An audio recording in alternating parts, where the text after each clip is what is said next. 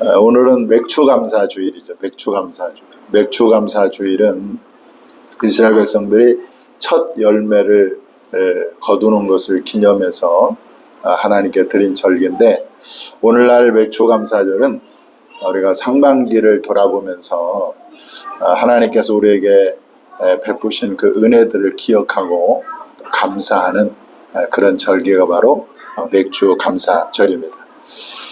그래서 오늘 특별히 맥추감사절을 맞이해서 범사에 감사하라는 제목으로 같이 은혜를 나누겠습니다. 우리 한번 따라서 한번 해보겠습니다. 범사에 감사하라. 자, 우리 사도 바울은 범사에 감사하라, 이것이 그리스도 예수 안에서 너희를 향하신 하나님의 뜻이니라, 그렇게 말씀하고 있습니다. 범사에 감사하라 라고 할 때 이것이 하나님의 뜻이라는. 자, 우리가 일상을 살고 삶을 영위하다 보면 참 크고 작은 일들을 많이 만나게 되죠. 한 고비를 넘었다고 생각하면 또 다른 일이 생기고 문제가 생길 때가 있습니다. 좋은 일도 있고 나쁜 일도 있죠. 또 우리가 기쁜 일도 있고 슬픈 일도 만나게 됩니다. 웃을 일도 생기지만 또 울어야 할 일도 생기죠. 즐거운 일도 있지만 또 속상한 일도 있습니다. 이렇게 변화무쌍한 우리의 삶에서 우리가 범사에 어떻게 감사할 수 있을까? 이 범사에 감사라는 말 속에는 좋은 일, 기쁜 일도 포함되지만 나쁜 일, 또 슬픈 일, 울어야 할 일도 포함되어 있는 것이죠. 이거 우리가 이 범사에 그러면 참 속상할 때도 또 우려할 때도 그 다음에 가슴 아픈 일을 만날 때도 어떻게 감사할 수 있을까? 우리가 생각할 때 참 불가능한 말씀이 아닌가 싶습니다.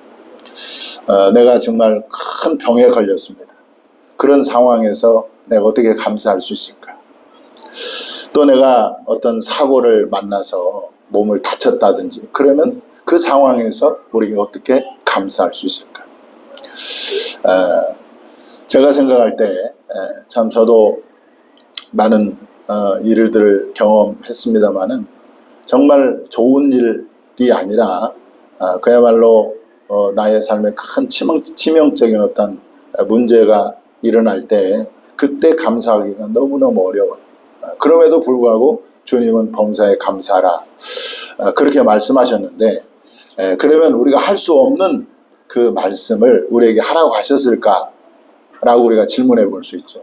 아니, 범사에 감사하라는 말 속에는 모든 매사가 다 포함되어 있는데 우리가 생각할 때 불가능한 것처럼 보여요.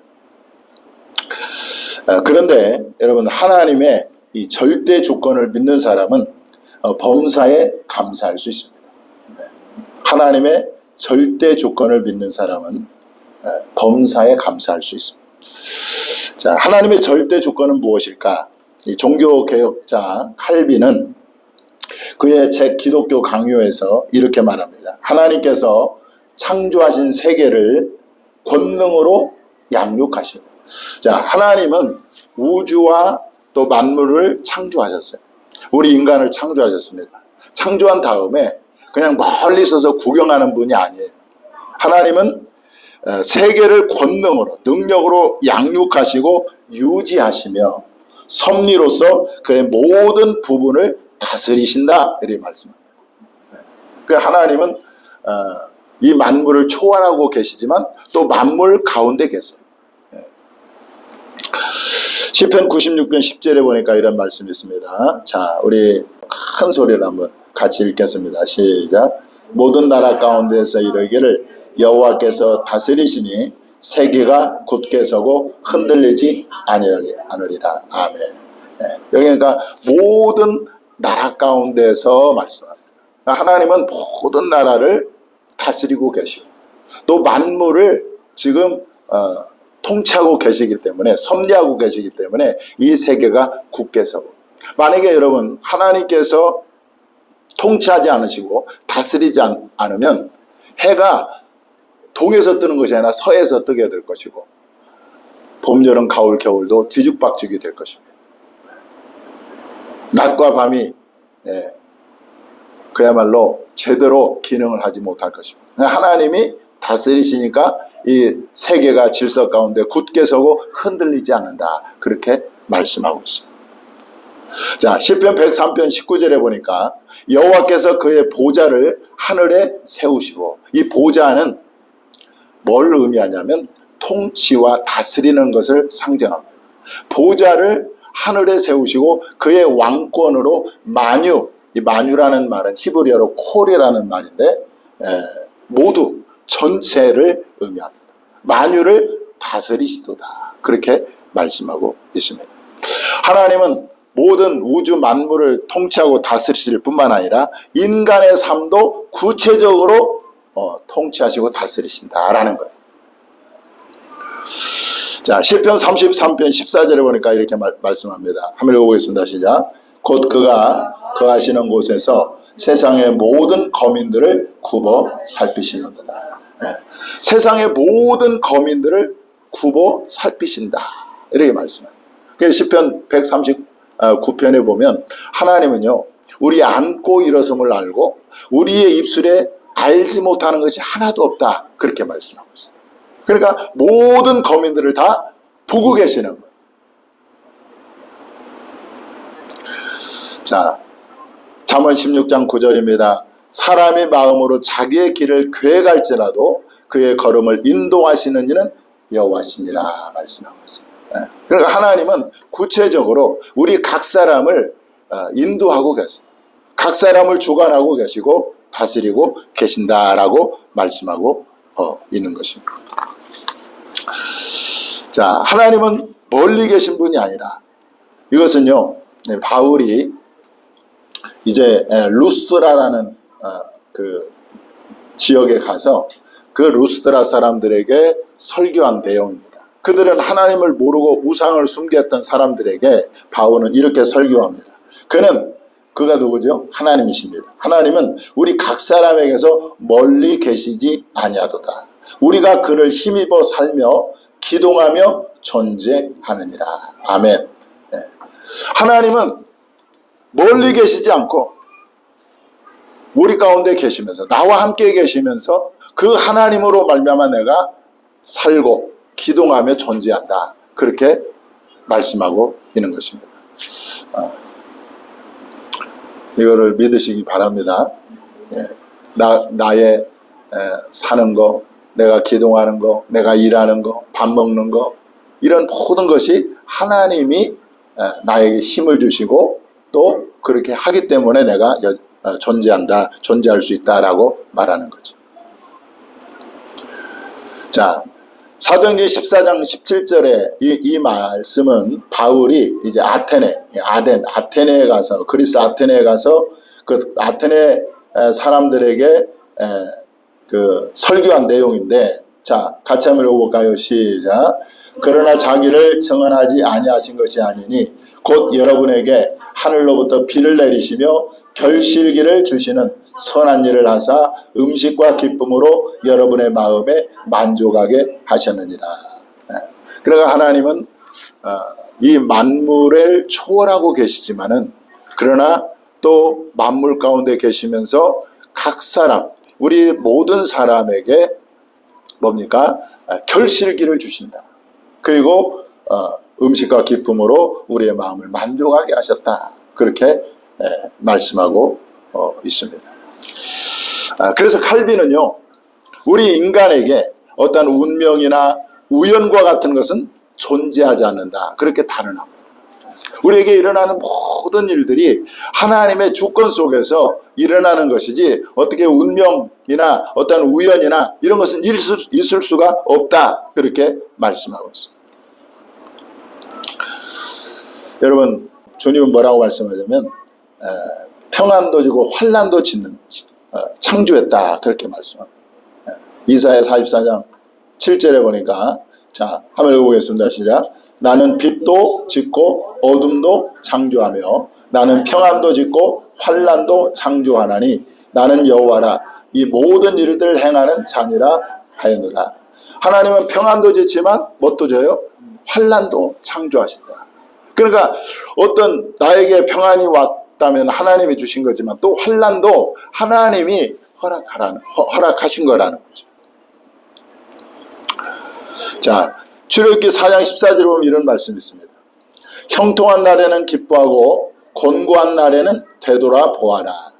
우리가 인생을 살다 보면 형통한 날도 있지만 곤고한 날도 있지 않습니까? 이 두 가지를 하나님이 병행하게 하사 이런 말씀입니다.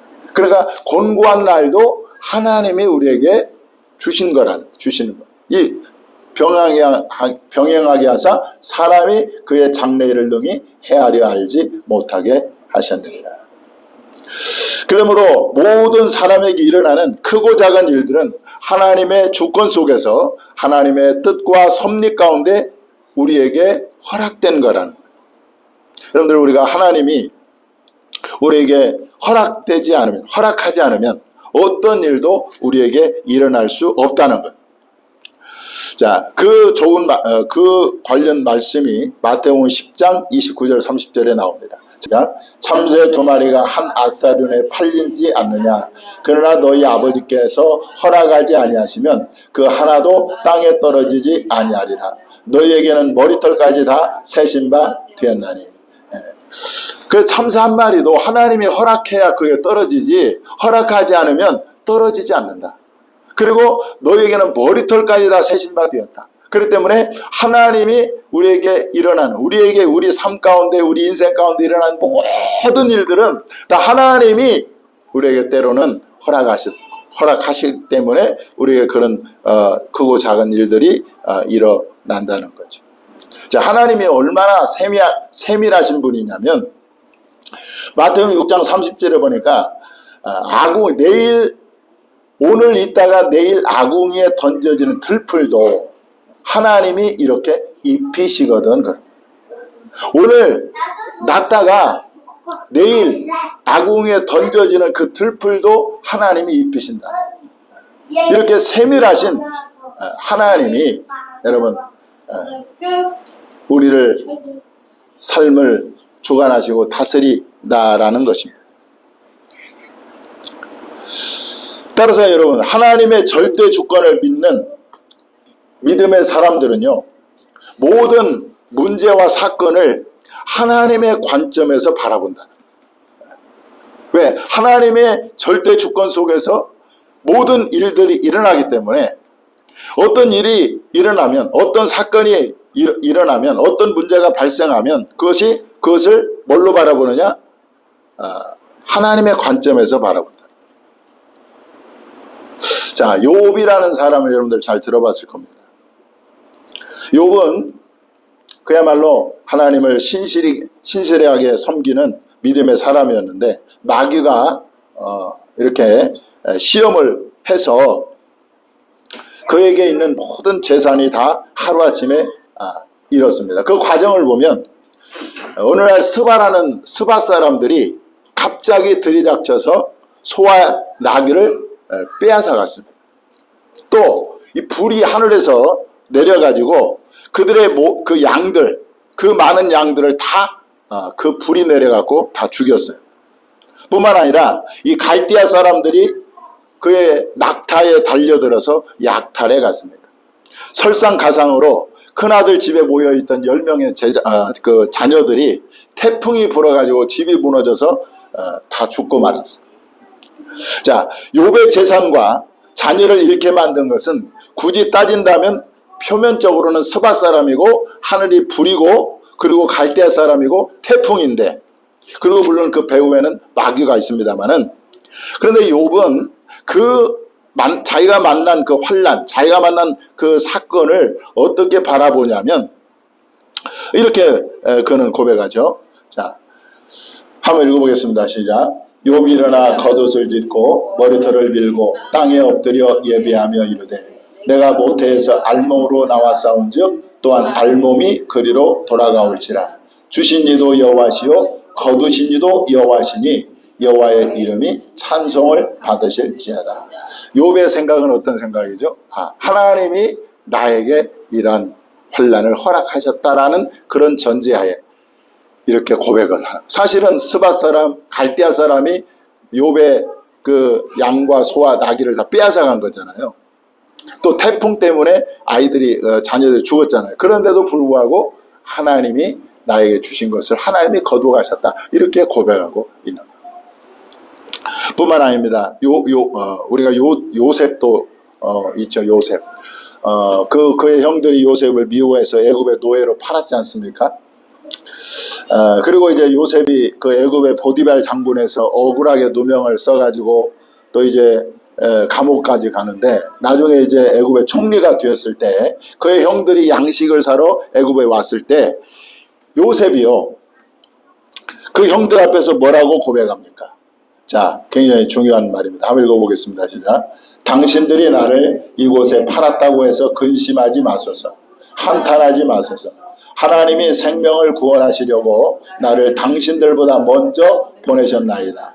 하나님이 큰 구원으로 당신들의 생명을 보존하고 당신들의 후손을 세상에 두시려고 나를 당신들보다 먼저 보내셨나니, 그런즉 나를 이리로 보내니는 당신들이 아니요 하나님이시라. 하나님이 나를 바로에게 아버지로 삼으시고 그 온 집의 주로 삼으시며 애굽 온 땅의 통치자로 삼으셨나이다. 자, 욥도 그렇잖아요. 하나님이 형들이 비록 요셉을 미워해서 애굽에 팔았지만은 그것이 그들의 한 것이 아니라 하나님이 그렇게 하셨다.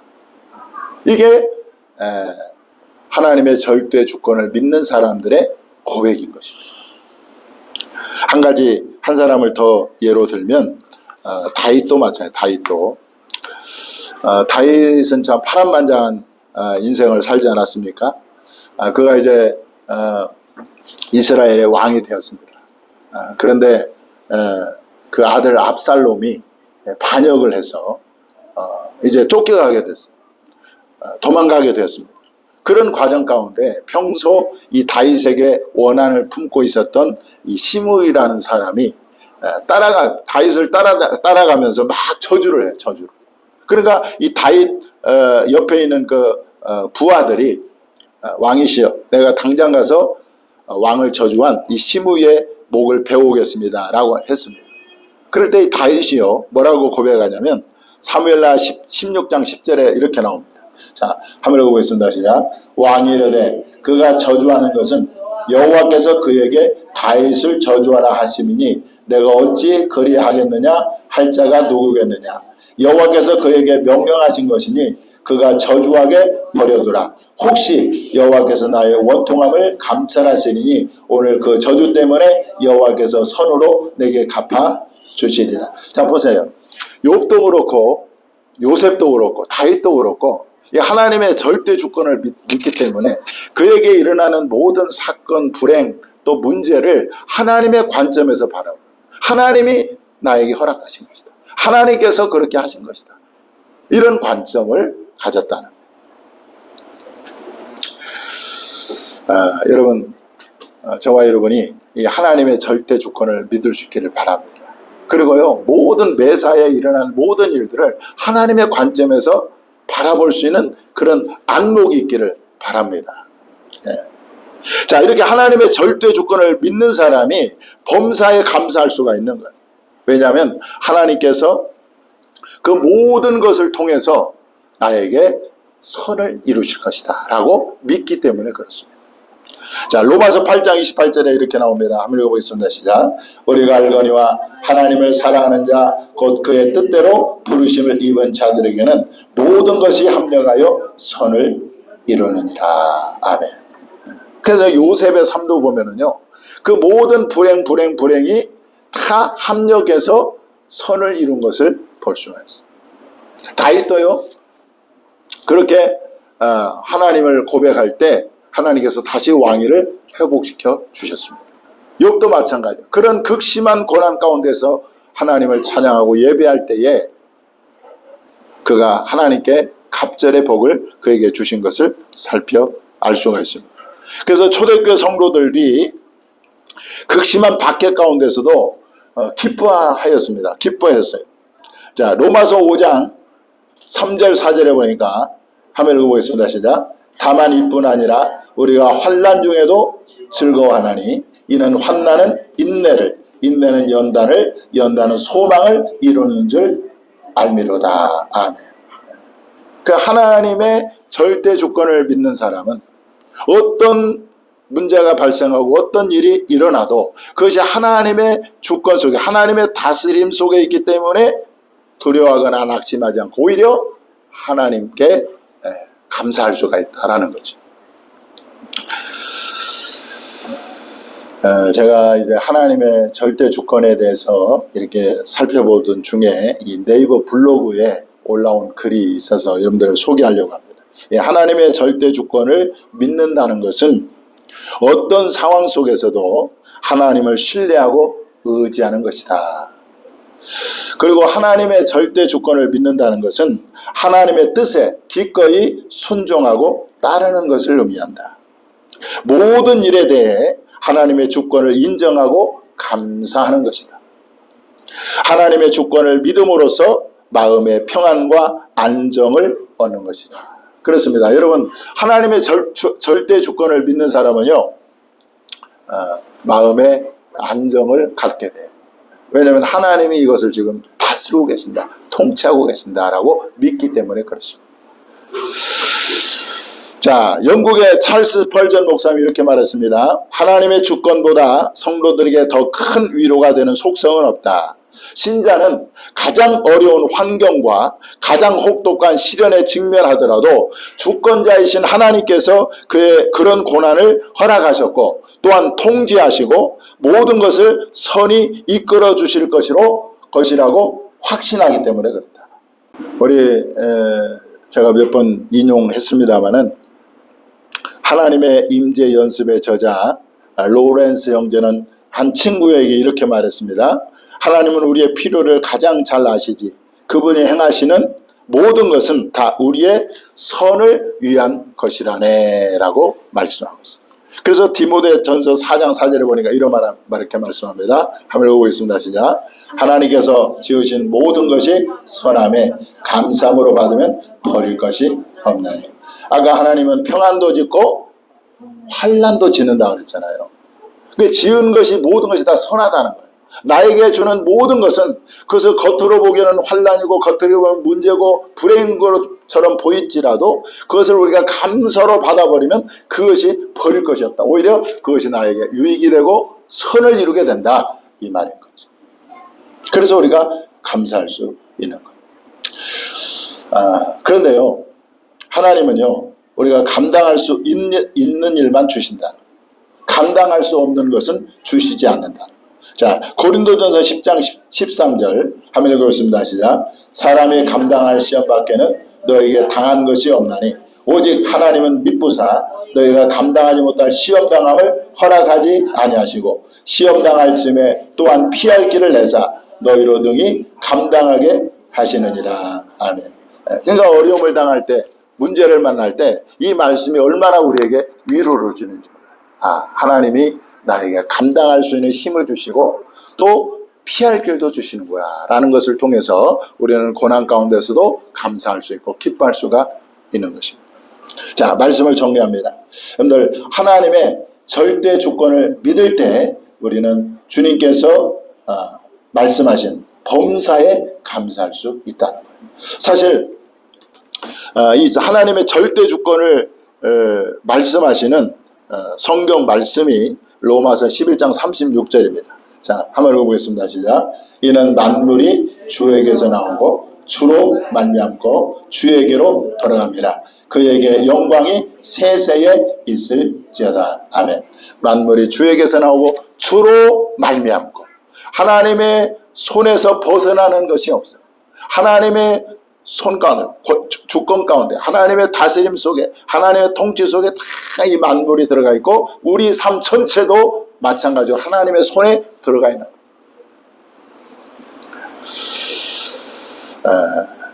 그래서 여러분, 말씀을 정리하면 여러분, 하나님의 절대 주권을 믿을 때 우리가 범사에 감사할 수 있습니다. 결국 우리가 감사할 수 있는 것은 뭐죠? 하나님께서 우리를 합력해서 선을 이루실 것이라고 하는 믿음이 있기 때문에 우리가 감사할 수가 있는 거죠. 이런 은혜가 저와 여러분의 있기를 주님의 이름으로 축원합니다.